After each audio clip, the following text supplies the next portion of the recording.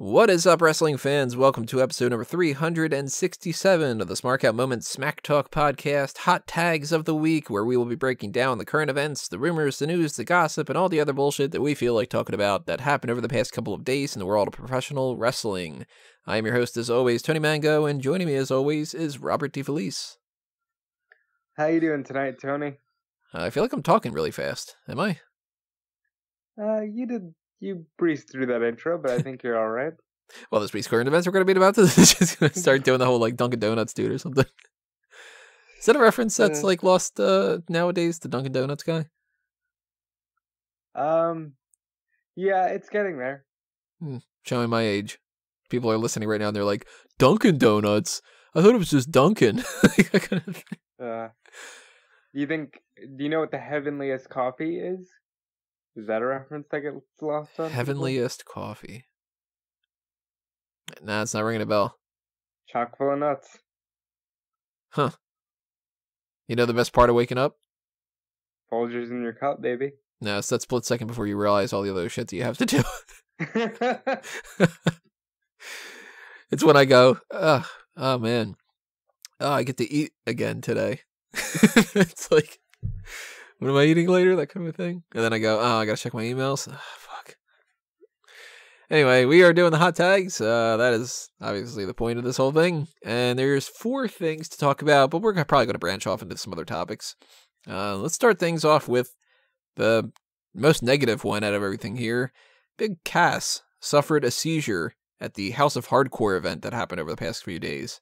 A buddy of mine was actually there, and I get a text message out of nowhere, and it's just like, hey, so I'm at House of Hardcore, and Big Cass just had a seizure, and they kind of want everybody to leave, which I was like, okay, he's bullshitting, whatever. Then he sends a picture, and it's an ambulance, and it's just people standing around, and I'm like, huh, let me check the news.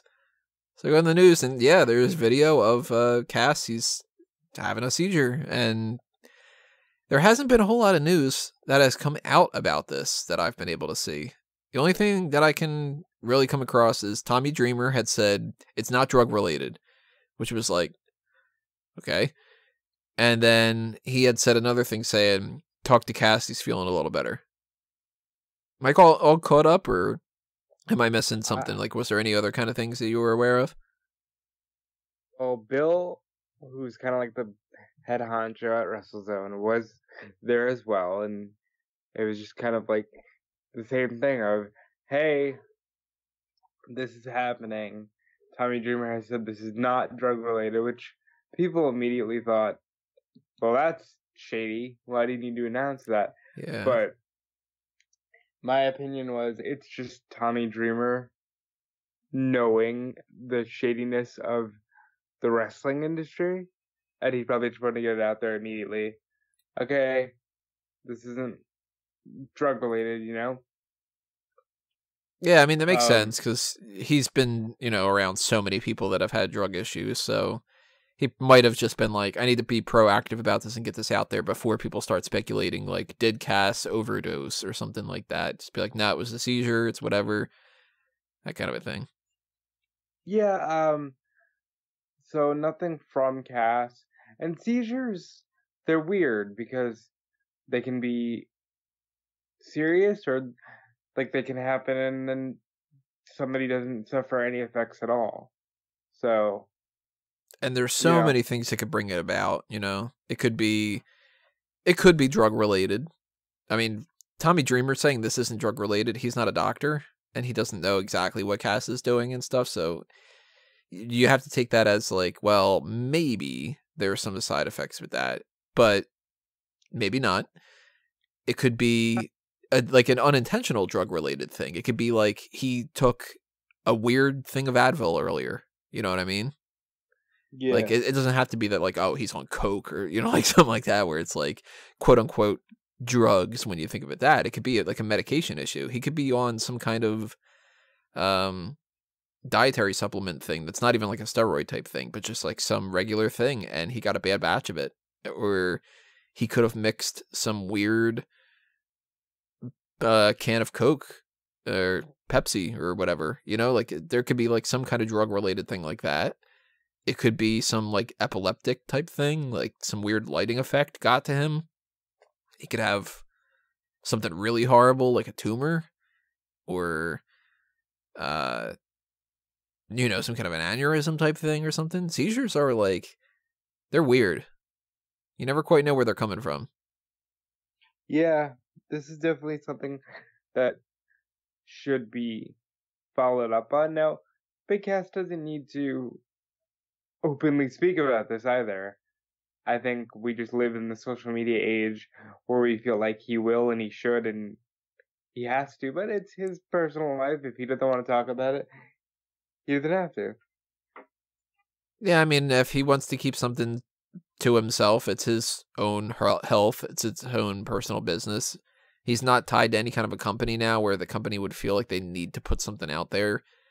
And if we never learn why this is the case, then oh well. But it would be good to kind of clarify it in some way, like some kind of a post, whether it's a couple days from now or even a month from now or something like that, where he just says like, hey, look, I've been dealing with some kind of kidney problem and whatever, and it did this, or, whatever the case may be. Because he has gained a lot of weight too.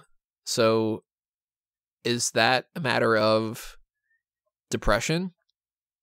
Or was there some kind of a medical problem that has caused this? Because weight gain can be other things too. Your thyroid could be acting up.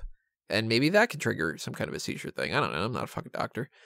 But I thought it was interesting that Enzo had tweeted out the little like prayer emoji. And another thing about if I had a dime every time that one of us didn't get up, we'd have 0 dimes. Which to me is like, if there's anything good that's coming out of this, it might be just that little acknowledgement that, hey, as much as they were really close friends before and they ended up like having a falling out, it goes to show that Cass and Enzo could still make up and be friends again. Because, sometimes when things like that happen, it gives you perspective of like, yeah, we might be like bitching at each other or something, but this dude was still really close to me and I don't want anything to happen to him,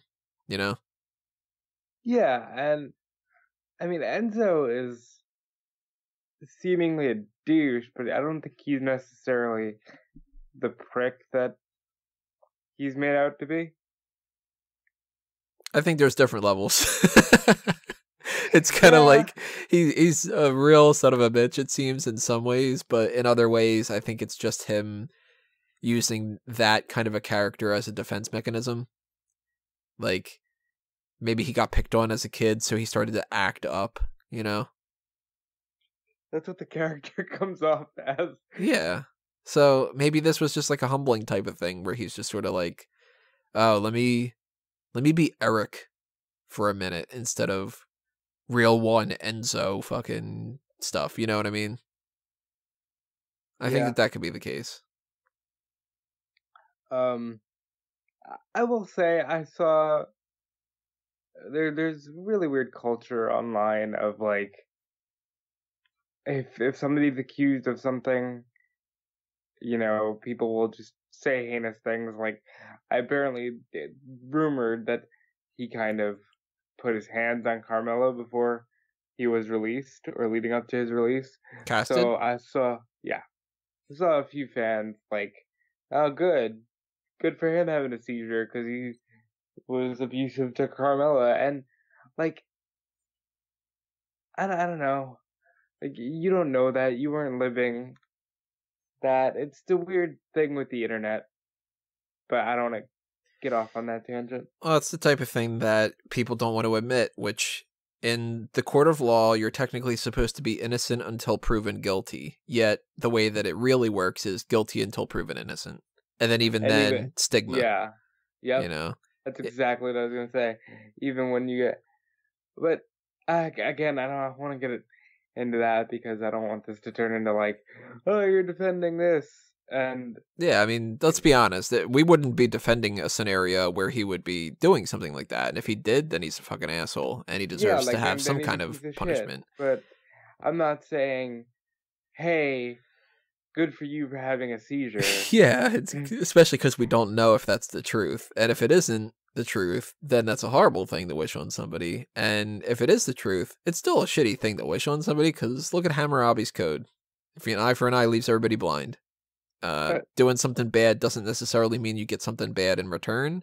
Although, if you do, it feels a hell of a lot better than if you were a good person and you got something bad against you, you know? Sometimes it's kind of good to get that justice punch a little bit. But that's completely like, who knows what's going on with Cass, and who knows what has happened in the past and what's going to happen with the seizure thing and stuff. The only thing I will say, though, is if we're talking what ifs, he would be getting a lot better care if he was still in WWE and he suffered the seizure. Yeah, I had seen you say that in the Facebook group, and you're absolutely right. That is the one downside to not being with WWE. You gotta figure he would be financially better off because they would foot the bill and they would be paying him to be out on the shelf, and they would do more testing to make sure that he doesn't have any kind of issues in the future, because maybe this is like a concussion type thing, and if it is and he keeps wrestling on the indies afterward, he could end up having another one, or you know, some kind of stroke or something like that. Like, this could be one of those things that his career could be over, or it could just be like, yeah, I don't know, shit happens, I'm fine. Which is kind of crazy. It's not like it's like, you know, I got a paper cut or my arm fell off. This is like all over the place. Exactly. Obviously, if we know any more information, that will be spoken about in future hot tags or something like that. Speaking about the future, there are rumors that there may be a Queen of the Ring tournament coming in 2019, which I had two immediate reactions to this. Number one was, really, that and the Mae Young Classic? And number two, wait a minute, why can't you do a King of the Ring? Okay, so I talked about this on WrestleZone Daily, and first of all, it devolved into a conversation of how shitty people are when it comes to the progression of women's wrestling. There's still a lot of people who don't get why this is important, and are just like, well, why are you pushing the women so hard? But my immediate reaction was, yeah, if we're gonna do Queen of the Ring, like legit, if you're gonna call it fucking Queen of the Ring, and you don't want to invest in a King of the Ring tournament, which is a proven concept, shame on you. But I do think that a Queen of the Ring and a King of the Ring, like a 2-night tournament, let's say, where one night's the King, one night's the Queen, would be really good. I could see, and I put this on a small package on the website a little bit, but I could see a scenario, and if WWE wouldn't consider this, I would think that they would be ridiculous, because also, we don't know if there's any truth to this whatsoever, and it could be just total BS, like when people go, Halloween Havoc is coming back, and it never fucking does. But if you're doing Queen of the Ring, that means that you acknowledge the fact that King of the Ring is an idea that is good. Which means there's no reason that you didn't do King of the Ring all these past few years. Which means you should do King of the Ring as well. Now, you can't do King of the Ring and then just be like, okay, we're going to call this the King of the Ring pay-per-view, and we're also going to have Queen of the Ring, because then that's kind of belittling the women's part of it. And you can't call it King and Queen of the Ring, because it's just like, it doesn't, you know, flow as well. Queen of the Ring already doesn't sound like all that. It's kind of weird anyway. But what you can do, very easily, is do a Queen and King of the Ring tournament, setting up an event over the course of Raw and SmackDown for weeks. Like, I put this on like the small package thing. I think it was right following SummerSlam, where you're in that lull where you know that like Survivor Series isn't going to mean as much, because more than likely it'll still be a brand split thing, which it should be. And brand split stuff, Survivor Series really doesn't account for all that much. It's just sort of like, well, this is a fun, big pay-per-view, but we're not going to get any title changes. We're not going to get this, like that kind of thing. So you need something to kind of keep people's imagination. SummerSlam ends, And you go, all right, the party of the summer's over, blah, blah, blah, blah, blah. Here's the next thing we're going to go into, which is we're going to start building up to our September or October pay-per-view, whichever you want to call it, which I would prefer something like a Regal type thing to it. I don't know. But then you have qualifying matches, and you have a tournament that plays out over the course of Raw and SmackDown for the men and the women. And then when you get to whatever that next pay-per-view is, and you could even do something as simple as what I did, which was bring back No Mercy. It's not a Regal theme, but you could say, like, have somebody come out there and be like, when I win the King of the Ring under my regime, there is going to be no mercy. There you go. That explains it. And that way, the No Mercy pay-per-view is kind of like, here's a regular pay-per-view, but one of the featured matches is the finals of the Queen of the Ring, and one of the featured matches is the finals of the King of the Ring. Kind of like what Money in the Bank is. You got men's and women's Money in the Bank matches, and then the rest of the card is other stuff. That way you don't do a whole tournament in a night, because there's not enough time to do a men's and a women's tournament in a night. And if you did a women's tournament in one night, then you're kind of defeating the purpose of Evolution a little bit. And you're also, just in general, of doing a Queen of the Ring tournament, I kind of don't want them to do that and to do the Mae Young Classic. Well, the Queen of the Ring can be for the women who are actually on the roster, whereas the Mae Young Classic is like this, celebration of unsigned female talent. Yeah, but it's sort of like, do we need 2 tournaments throughout the year that take space over that time frame? That are really for nothing other than just saying, here's the winner of insert blank women's tournament? So, by the way, that's not a Vince idea at all, because the whole reason, according to Bruce Pritchard and other sources like that we don't have King of the Ring is because Vince just doesn't like tournaments. He's just not a fan of tournaments. Which to me is crazy, because I can understand not liking it on certain pay-per-views because you're limited to only being able to work with those people, and people have to work multiple matches and stuff. But tournaments in general is one of the best possible things you can do to set up angles and stuff, because it's so fucking easy, and they like being lazy. Why don't they like the easy thing? When you had like the Cruiserweight tournament leading up to WrestleMania, that made every match on 205 Live matter for that time frame. Which is like, why wouldn't you want to have that built-in thing?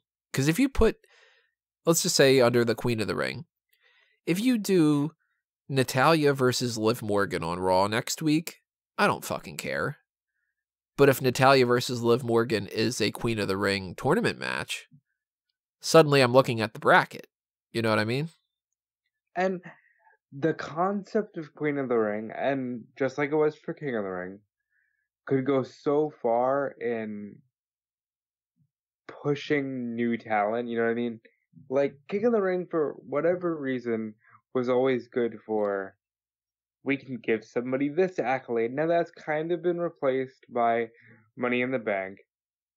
But this is the way to push somebody without there being this looming, this must-have championship qualifications, and if they fail, well then they're just going to be pointed at and laughed at. With King of the Ring, you can give somebody a new gimmick, you can give somebody a push, and it doesn't have to be this permanent, well, they're going to be champion, you know what I mean? Like, it can just be, hey, they're the King of the Ring, and let's see where this goes. So, like, Queen of the Ring, to me, what a great way to push Bianca Belair.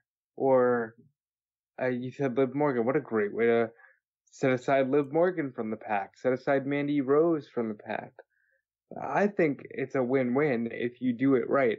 My only issue is that I can see if anyone who listens to this is just a diehard women's wrestling person, I can see them saying, oh, well, you're a misogynist for what I'm about to say, but you should not do a Queen of the Ring without just the common sense of doing your honor tradition of King of the Ring. It just doesn't make sense, and you shouldn't do one without the other. And that's mostly because they've had King of the Ring before. Like this is a spin-off of King of the Ring. It's kind of like when you do Ocean's 5 or whatever the fuck the most recent thing was.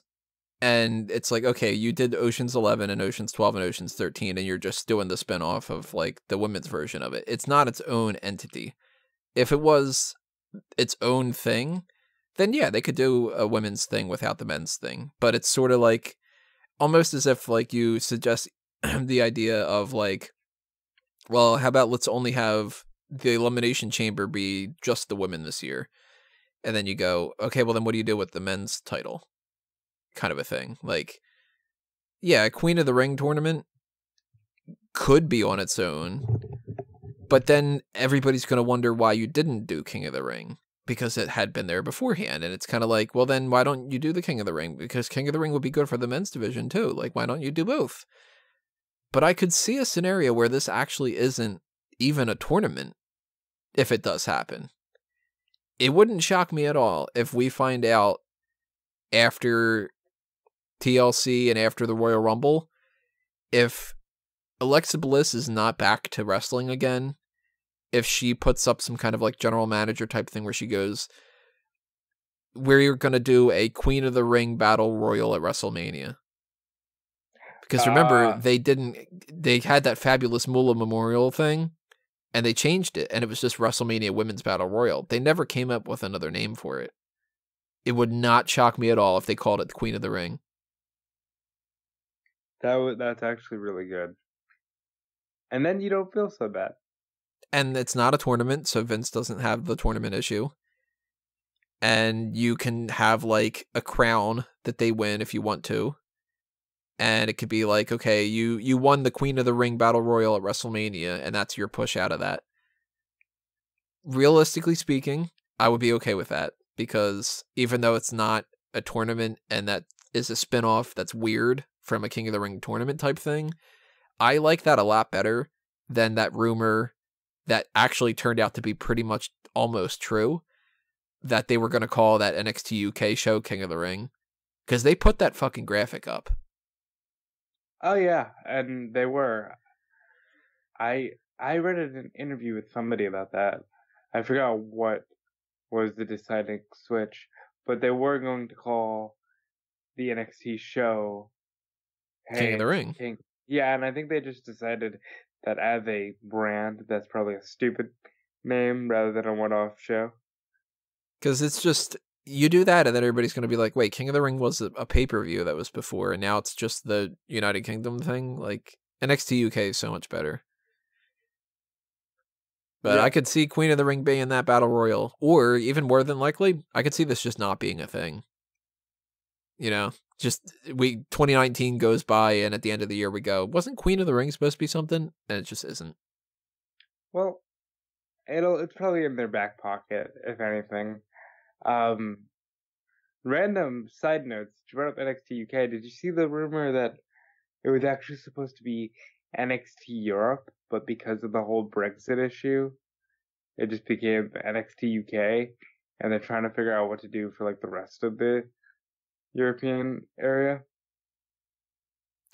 Like before they even had the United Kingdom Championship? So they would have just had the European Championship again? Like, I guess so. Like, it was supposed to be NXT Europe. Maybe it would have been the NXT European Championship instead of the WWE United Kingdom Champion. Well, I didn't hear that rumor, but it makes sense. And number one that I would pull out of that, I would think that they would not bring back that ugly ass European title. Oh no, it would have been outdated for sure. And that would have been better, I think, than NXT UK. NXT EU sounds really bad, because that sounds like you're going like NXT EU. But NXT Europe, and then they would have the North American Championship, and then they would have like the NXT Asian Championship, and then the NXT South American Championship, and you know, like they probably go like continent wise. Maybe in the future they go ahead and do that. Maybe they have like some kind of NXT Germany and NXT whatever, and then they do, 5 years from now, they kind of do like, we're going to merge all these together and it's going to be one governing body, and we have the Performance Center in Europe, and from now on, NXT UK is going to be folded into NXT whatever, and the United Kingdom Championship ceases to exist, and all these championships, like, they kind of merge a little bit. Not that they should really necessarily merge that, because even though I like merging things, you gotta kind of see what works and what doesn't work, but I could see that being the case. Or they just go ahead and they go with, like, well, we got NXT UK, and we'll bring in people from Germany. And they build to, like, NXT Japan. Or maybe they'll just go NXT Asia. Anyway, Yeah. And bring back Ho Ho Loon. I forgot about Ho Ho Loon. How can you not? He was, where was he from? He's from China. China, that was it? Was he Hong Kong? I don't remember. I just know that he was famous for, like, starting his own backyard promotion, and his name was fucking Ho Ho Loon. Like, what a great name. He needed a feud with Little Debbie something. And, Ring Ding McGee or something, like. Ring Ding McGee. Zebra Cakes, something of a tag team. Ziggler Zebra Cakes. Yeah, Ziggler Cakes. There you go. Let's talk about Edge and Christian's show, The Totally Reeks of Awesomeness. Totally Reeks, at least, of the Heartbreak Kinder was the name of this episode. That makes me laugh. I did not like this one at all. I liked one line on one part, basically, which was, I smell a rat and it's not Missy Hyatt. Ugh. Everything else on this, I thought it was stupid as hell. See, I like their brand of comedy, and I like what they're utilizing the network for. So I tend to just, even when I don't find an episode hysterical, I like it because I want more stuff like this on the network. I'm okay with not having any more of this on the network. I like when they do, like the inside WWE type stuff. I like that. I think that's funny. And to a certain extent, I liked the beard challenge thing, but I didn't laugh that it was called face pubes. Because to me, I was just like, okay. And I did not find that nil Nascaris thing funny at all, and that went on through the entire episode. Yeah, that was kind of dumb. And then Nils Nascaris, I don't know. It just brings me back to Pritchard with the whole no yop. No yop. No yop. No yop. I would say skip it. Last week was a better episode. If you're binging it, this is a good one that you could do other stuff while it's playing in the background. And finally, I want to talk about Monday Night Raw and a couple different things. Our main story is that the Raw Tag Team Championship changed hands. Bobby Roode and Chad Gable beat AOP in a handicap match because they were able to pin Drake Maverick. But that's not the only thing we're going to talk about. We're going to kind of circle back around to that. There's something else that I want to talk about that I'm not even listing necessarily on this, which is Monday Night Raw started off with Seth Rollins cutting a promo blaming the way that Raw has been recently on Baron Corbin. And I equally absolutely hate that, and I also respect the fuck out of it. It's weird, because definitely what that was is they have heard that people didn't like these episodes of Raw that have been happening recently, which, side note, they're not any worse than what they've been. It sucked like this the entire year. Yeah, if that's not 2017, 2016 and stuff too. I don't know why people are going nuts now about it. But they clearly know with the ratings being bad and just people complaining online that people haven't been liking it. And this is clearly them addressing that. But I have to admit, it's a little clever for them to try to make it seem like it's all because of Baron Corbin, because it gives them heat for Baron Corbin, and it tries to push the blame away from Vince McMahon and company to, well, we're all doing this for, it's kind of like the type of thing where you fall ass backwards into something and then you go, I meant to do that. You're playing golf and you fucking swing, and somehow, even though you botched your swing, you get a hole in one and you go, yeah, see, I knew I got that in that shot. Or you're throwing a basketball blind and it bounces weird and it goes in. You know what I mean? yep. So I respect them for doing that, because that's honestly a move that I would probably do if I were in that writer's room. I'd probably be like, how can we use this and make this something that gets heat on Baron Corbin and takes the heat away from them a little bit? But it's still shitty to do because it means that they're deflecting the blame and they're not acknowledging that they fucked up. It's weird because, and I don't want to like tell the history of the watch here, but ever since Punk, they rely on these like, okay, so we're gonna have somebody come out and just admit that everything sucks, and that'll be a good way to pop some numbers and get some intrigue going. Because they've done this a lot. You know, that's kind of how we fell into the whole Daniel Bryan thing. Because following Punk leaving, they were like, hey, just have Daniel Bryan call out Triple H. And everything kind of fell into place. I liked seeing Rollins do this, mostly because it really, for the first time since Roman left, put the spotlight on somebody as the top babyface. It really made it like, well, Rollins is standing up to Corbin, and he's not even being backed up by Elias and Balor. It was just Rollins by himself. And that's kind of what we need. That's what I feel like Rollins has been building up to all year. But at the same time, I'm not going to be delusional and say, oh, well, they're scared of the ratings. I think that they acknowledge the rating. I think that they're scared that this was the lowest number of all time. But I also think, like you said, it's not been the worst. It is very Corbin-centric, so it's a good thing to put the negative energy onto him, because this will be an angle that just goes for maybe 5 more days. I don't think it goes on past TLC, honestly. And it's a good way to say, all right, it sucked because it's Corbin, but that's not necessarily true. It sucked because it's December, and this is always sucky in December.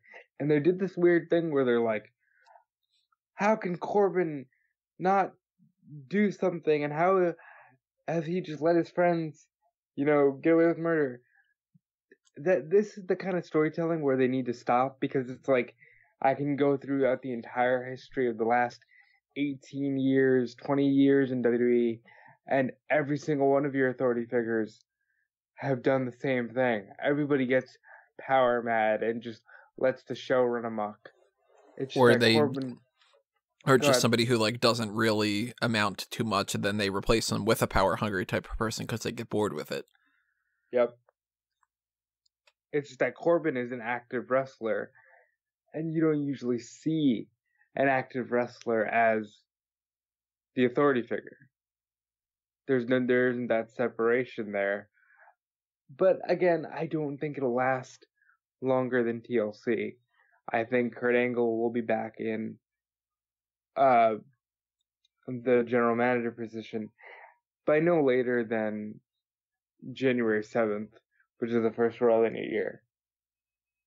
So I disagree with that. I don't think that this is going to be going back to Kurt Angle that fast, or maybe not even at all, because they do have that backup option to Alexa Bliss, and depending on what's happening with her and her medical status and stuff like that, I wouldn't be shocked at all if they do something where Corbin loses his ability to be the manager of Raw this Sunday, and then you turn right around on the next episode of Raw, and it's just like Alexa Bliss is talking to Stephanie backstage, and she just goes, well, I am in control of the women's division, and she goes, how about I just get an increase of power? And she goes, I think it's about time to have a women's general manager on Monday Night Raw, and then they just do that. Shut up. I don't want to see that. It could, well, let's be honest, she wouldn't say that. She would say, it's about time we have a women's general manager on Monday Night Raw. We are the leaders in the women's. I love women's wrestling. I don't want to see that. And then Alexa Bliss goes, as my first active general manager of Monday Night Raw, I'm going to have a Q&A segment. And then we go, Jesus Christ. But I could see, it goes back to the fucking thing we just did, the Mount Rushmore. I don't want to see heel authority figures that they're so wrapped up in themselves. I just want to see Teddy Long be, off to the side doing his thing. He did his job. That's how he ended up on the Mount Rushmore. He did his damn job. And that's all I want to see. Like, the only way I'll accept the heel GM, and this is only going towards Mania, because I think it would be great if you put Paul Heyman in the GM role, and then it makes sense that Lesnar is never there because, well, the general manager is his guy. So, what are you really going to do?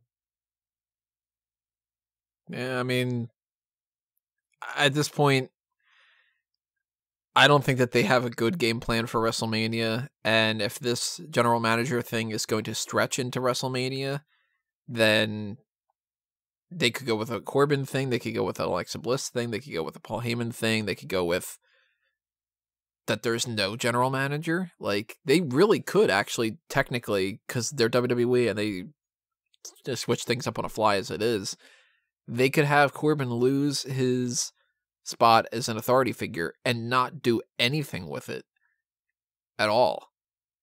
And just be like, hey, this match is happening tonight. And then leading up to WrestleMania, they've got like Stephanie and Triple H pop up once in a while. They could just do that. Like, we're not Survivor Series where we need the general manager thing to be general manager against general manager type thing anymore. And this is the type of year where we've got the Royal Rumble and we've got WrestleMania and Fastlane and Elimination Chamber. They got a lot of stuff going on that's just going to be distractions. And we also have 3 NXT takeovers. So we got 3, 4, 5, 6, 7 different events that are happening over the next 4 months. That's a lot. Would you take a full-time babyface Triple H? As a general manager? Like, if it's just NXT Triple H, but he's on Raw. Yeah, I'm totally cool with that. Yeah, I think I could see that too. Or, Shawn. I don't think it'll happen, but I like it. I don't know. I would rather them move back to Kurt Angle because it's familiar. But if you're gonna move away from Corbin, you need to move to a babyface. We need to get, we need that Teddy Long, man. We need somebody that's just gonna do their job and not become a central part of storyline. You know what I wouldn't want to see? I know he pitched for it and stuff, but I wouldn't want to see Woken Matt Hardy. Oh my god. I'd rather see Hogan than Hardy. I just don't want the Woken Matt Hardy character being the general manager coming out and cutting those promos. I'm over it. Yeah, I agree. Yeah, there's so many options. I just don't want to see a heel character. Strike a deal with a legend. Like, strike a deal with Austin. Let Austin be the GM. Or strike a deal with I was gonna say The Rock, but he's like the biggest star in the world. Yeah, it's not happening. Strike a deal with let Sean do the GM thing. We just don't have a GM for a little bit. You don't need that story. It's WrestleMania. Just put people up against each other, you know? But that whole idea of them doing this put the blame on Corbin thing was, I feel, totally a deflecting move. And another thing that they had done on Raw, which I feel was completely in the response to the ratings, was have Chad Gable and Bobby Roode win the tag titles. Now, they won that with such little care to this division going on right now. It's clear. And this has been happening the entire year. Because think back, this is what we've gone through this year in the Raw, just the Raw tag team division. We've had the Seth Rollins and Dean Ambrose tag team go under because Dean Ambrose was injured, which, hey, you know what? They were planning on splitting them up. They wanted to do the whole angle with that, and they didn't get a chance to because of an injury. I don't blame them. But then they put that on Seth Rollins and Jason Jordan, and they were going to build this whole thing, which that would have sucked. And then Jason Jordan gets injured. So they switch it over to the Bar. And then the Bar, after only holding the title for, I don't know, a month or whatever it was, they lose it at WrestleMania to Braun Strowman, which the week or so before WrestleMania, they still quite hadn't put Braun Strowman up in a match yet. So it was sort of like, let's just book him in this kind of a thing. And he tags with a 10-year-old. So it's a joke. It's a complete joke. They vacate it the next night. It stays vacated until we have the Bar against the Deleters of Worlds, which was pretty much a joke. They have a joke tag team reign, and they lose it to the B team, which are jokes. They lose that title to McIntyre and Ziggler, who exist as a team pretty much only to eventually split up. And then they do this whole thing with the Dogs of War, and it goes over to Ambrose and Rollins, and immediately when it goes over to Ambrose and Rollins, 20 seconds later, it's a DDT and they break up. And the Authors of Pain win the title. And the Authors of Pain hold the title for Bobby Roode and Chad Gable. You cannot convince me that that was the plan. Well, I want to actually, we should have touched on this before, because I don't always like going back, but I want to go back to the Rollins promo. He didn't just talk about Corbin. He talked about, like, the Revival are awesome. Why? What the hell are Lucha House rules? Yeah. And what are we gonna have more pee jokes? It was really like, on one hand you can say, okay, they're putting the blame on Corbin, and then they had these like weird inside things of like, no more pee jokes, and sure enough, tonight there was no Lucha House rules, and there was no pee jokes. So you think like they were just like, okay, let's just not do it. I don't know. I don't have a whole lot of faith that they actually learned their lesson. I do think that they're going to stop the pee jokes. Yeah, well, now that they're champions, if they keep doing the P jokes, it's just going to be like, all right, we get it, guys. You don't fucking care about the tag titles. Yeah, I don't know. I think Roode and Gable can potentially have great matches with the Revival. I think Gable looks atrocious because he's just Bobby Roode Jr. and it's odd. The only thing he hasn't done yet is cut his hair, and I'm hoping that's not coming. And I like both those guys, too, so much more when they're separate. Like, if Bobby Roode was a heel right now, and he was over on SmackDown, and he was in the main event picture, that'd be great. And if Chad Gable was a mid-carder fighting for the United States title, or fighting for the Intercontinental title, or if he was over on 205 Live right now, just fucking performing his ass off, that would be great.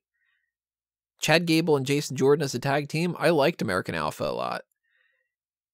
Chad Gable and Bobby Roode, they are not a good tag team. And if they are going to... Who came up with the fucking...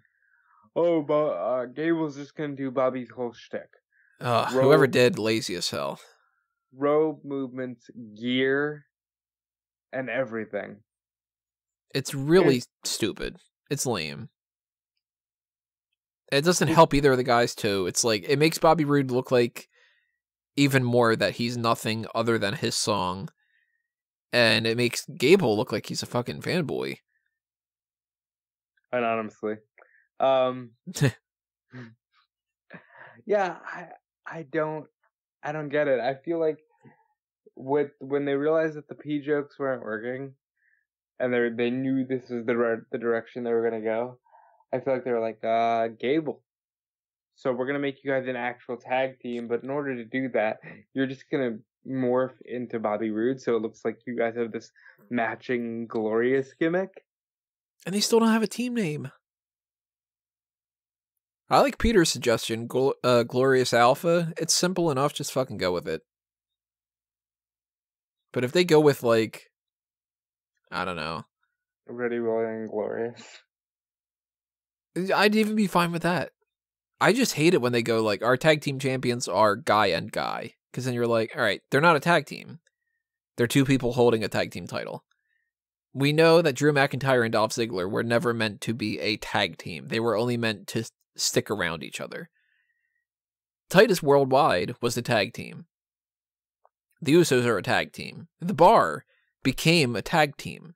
Like, they started off as just two guys, and then they called themselves The Bar, and they started wearing matching stuff, and they had one entrance that they would come out to, and different things like that. They became a tag team. The New Day is a tag team. The Clones are a tag team, etc., etc.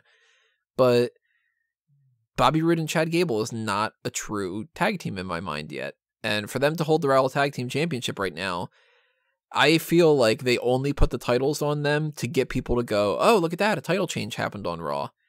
And they're going to lose them next week. Or they'll lose them the first Raw of the new year, or something like that. Like, Roode and Gable can't be these tag team champions going into WrestleMania. Yes, they absolutely can. Well, not if you want to make WrestleMania seem like it's worth a damn, you know?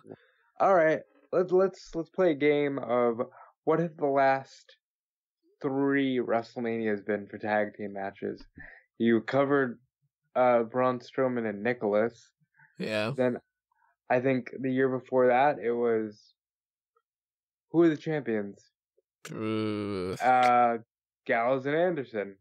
Even though they had plenty of team names, they have plenty of team names, but they refused to call them the Good Brothers. Acknowledge any team names.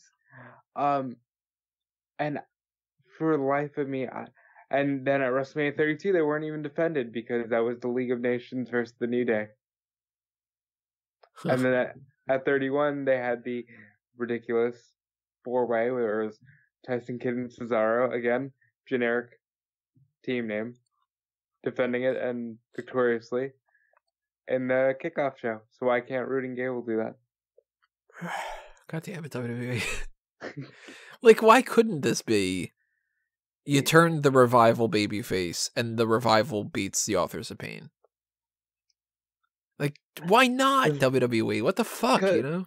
Because the Revival are actually tag team wrestlers and not two guys that you can pair together and eventually split off when you need extra meat in your divisions. I hate it so much. At this point, it's like, all right, just go ahead and book it. Just do the Roode and Gable against the Authors of Pain, against the Revival, against the Lucha House Party at WrestleMania. Just fucking book it. You know you're going to do it. Put it on the pre-show. Nobody cares. Whatever. Ugh. Yeah. Yeah. But I bet you that the Raw Tag Titles switching hands was literally just a mandate of the last 2 weeks, nothing has felt like it's happened. Let's convince people that anything can happen on Monday Night Raw and give a babyface a tag title switch. And that way it's like, oh, look, we're undoing the damage of the piss thing and the title changed hands. So you should watch Monday Night Raw next week. Which that's not going to convince anybody. If the Intercontinental title would have switched hands, then people maybe would have been like, ooh, shit, something's different. I kind of expected it to. I thought that it did too. I had my post drafted up and everything like that. I thought that in order to just shake things up, I thought Corbin was going to leave with the IC title.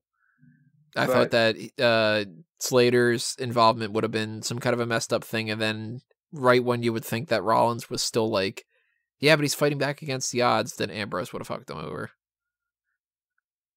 But hey, it didn't happen. Talk about some inconsistent booking though. I thought for sure that Roode was gonna pin Maverick, and then Corbin would come out like the heel general manager, like that they were pitching the entire show, and say, "Whoa, whoa, whoa, whoa! I said it was a 3-on-2. But that doesn't mean you can beat Drake Maverick and become a tag champion. You have to pin AOP. The match is gonna restart." Yeah, I kind of thought maybe something would happen like that. Though, actually, to be honest, more than anything, I thought that the match, because I wasn't paying much attention to it, when I looked over, I thought that it was Akam or Razor, I can't remember which one, and Drake Maverick. And that was it, because one of the guys was on the outside, just walking around on the floor. And I was like, oh, this is just like, you know, one guy that's an actual member of the team and Drake Maverick in a tag team match or something like that. It didn't even register to me that it was a handicap match and it was for the tag titles. So when Maverick got pinned, then it was like, oh, we got new tag team champions. I was like, wait, what the fuck? Like, huh? Because I'm like, oh, okay, well, it'll be the one guy and Maverick, and then Corbin will come out and say, no, this is another handicap match, and then whatever, or something like that. Like, just because of the show. Even when I'm doing reporting on this kind of stuff, I can't watch it all, because it's just like too much crap going on and really too little interest in a lot of different ways. And I have no interest in seeing Roode and Gable be champions for a while. They're not a good tag team, so just switch it over. Well, do you switch it over immediately to the Revival? Well, because they're running low on teams now. I mean, what I would want to do, like, I haven't figured out what I'm going to do with my fantasy booking WrestleMania for this year. I usually like to do it where you can go back an entire year, but I might stick to something like a shorter time frame, like SummerSlam or something. But if you were to tell me, like, all right, now you can try to build something, you've got the keys to the kingdom, go ahead, Tony. I can't go back in time, all that kind of stuff. I would probably say AOP beats Roode and Gable next week on Raw. We have another rematch again the week after that or whatever. And then we slowly start building towards the Revival turn face. And the Revival fight AOP at WrestleMania. Roode and Gable go into the Andre the Giant Memorial Battle Royal Lucha House Party. They can just do nothing. They can do good lucha things. Yeah, they can do, well, at least Kalisto can. But no, they don't need to be a focal point. They're on 205 Live. They got 2 shows that they can fight on, you know? Yeah. Because I think people want to cheer the Revival. And if you do that, then they're the next best tag team that's on Monday Night Raw right now. So, hey, why not? It's sad because this is what happened the first time around with the draft. But I'm in favor of merging the divisions and then having one really good tag division instead of 2 subpar tag divisions. Yeah, I never liked that idea. But it could happen. I mean, if the women's tag team titles end up proving themselves to be really advantageous, they might go, well, why don't we just do that with the men's too, you know? Yeah. The only downside with that, though, is that Fox deal. I don't know if they're going to want to do that. That's right. They did say they wanted only SmackDown and to not promote Raw in any way. If they go ahead and do that, and they replace those ugly fucking titles, then I might be down for it, because I've always hated the Spartan head thing. That's going to be a really interesting move. What is it, October 9th of next year? Sometime in 19th, maybe? Something like that. They announced it the other day. It's October 2019, whatever it is. Yeah. So, I don't know. I mean, I guess we can see if there is some kind of permanent idea with this Roode and Gable thing. I don't think that there is. I think that it was just a tag title switch over to be like, hey, look, title changes. Things happen on Raw. Tune in next week. I don't know. I'm in full on. Is it January yet? Mode. For All Elite. Not even for All Elite, just for the wrestling business picks up so much in January. This is such a lull of a month, and I'm ready for it to be like, as much as it's going to be annoying for WrestleZone to have to do all these fucking shows, I'm so in the mood for it to be like, oh shit, this happened, and it's like there's so much going on right now, you know? I'd rather it be that than, alright, what are we doing? Hey, look, Ambrose has a gas mask on. You know, I'm in the mood for, hey, did you see Wrestle Kingdom? Did you see NXT TakeOver Blackpool? Did you see NXT TakeOver Phoenix? You know, I can't wait. Like, that's so much more fun to cover. It's stressful on a workload standpoint, but it's at least fun. Yeah, I see what you mean. And then in January, I'm going to be like, I'm so fucking tired or something. I don't know. We'll see. No. Well, I'm going to be exhausted the entire month of January, but it's better than not liking what's in front of me. Well, tell us if you guys liked what's in front of you on your screen right now by dropping a comment below and telling us your thoughts on this episode of the Hot Tags. Make sure that you stay tuned for what we've got coming next, which is going to be the TLC predictions, either on Wednesday or Thursday, most likely on Wednesday. And best way to be aware of that is to subscribe on YouTube and ring the little bell for the notifications. Also, follow us on Facebook and Twitter at SmarkOutMoment. If you are interested in the Patreon, by showing your support with the, the little bit on the money side, there is a bunch of different tiers on that, so take advantage of that if you can. The TeePublic and the the Redbubble, not the Read Bubble, are the merchandise shops for that, and there's multiple merchandise shops for all these other kind of things too. A Mango Tees and Fanboys Anonymous. A couple people have been saying that they're not sure what Fanboys Anonymous is, and if you are unaware of what that is, I kind of don't know why you don't know by now, but fanboysanonymous.com is my site that I use for non-wrestling stuff, where, I'm going to be watching Spider-Man Into the Spider-Verse on Thursday. So when that happens, I'll put up a review about that. I'm working on... I had done like the Creed review. I did an article recently about the 6 flicks picks for December. Like there's just, whatever. It's on like more of the movie side of things like that. But every once in a while, something else like the TV or comic books or video games, because I do have a Pokemon thing that I'm working on. And I was talking about my preferred lineup of Marvel Ultimate Alliance 3.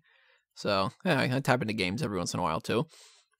And that is where you'll find that all, fanboysanonymous.com. So go ahead and subscribe to that all over the place on those social media accounts, and follow me at Tony Mango and A Mango Tree and all the other kind of things like that, and Bleacher Report and eWrestling News. I think that's it on my plug side of things. So Rob, round us out. WrestleZone.com for your daily wrestling news. I do that 6 days a week, guys. So, show it some love. We do try to have up-to-the-minute scoops as soon as they are released to the public via credible sources. And it's a great team. It's a great website. Lots of New Japan coverage, lots of Lucha coverage, just all around wrestling goodness. And then Time Killer Apparel is my brand. So if you're looking for t-shirts, hoodies, and things like that are not wrestling specific, but maybe more on the, hey, I'm going to this rock concert and this brand is cool, check out timekillerapparel.com. Other than that, you can follow me on Twitter and Instagram at DudeFelice. That may change. I don't know. Maybe not, because I already bought domain names and shit. But yeah, that's it for me. And mailbag is coming up next week, so start brainstorming those mailbag questions, everybody, because that's going to be the final mailbag of the year, because the episode that's happening after that is the 2018 Smark Out Moment Awards. So also start brainstorming those too, and fill out that feedback form on the website if you want to help me improve Smark Out Moment in the future. And we will see you in the future next week. Or actually, no, the TLC predictions this week. So, a couple days from now. Yeah. Adios, everybody. Thanks for listening to this episode and all of your support all over the different places that you do whatever you do. This has been another Smark Out Moment, and we're being counted out.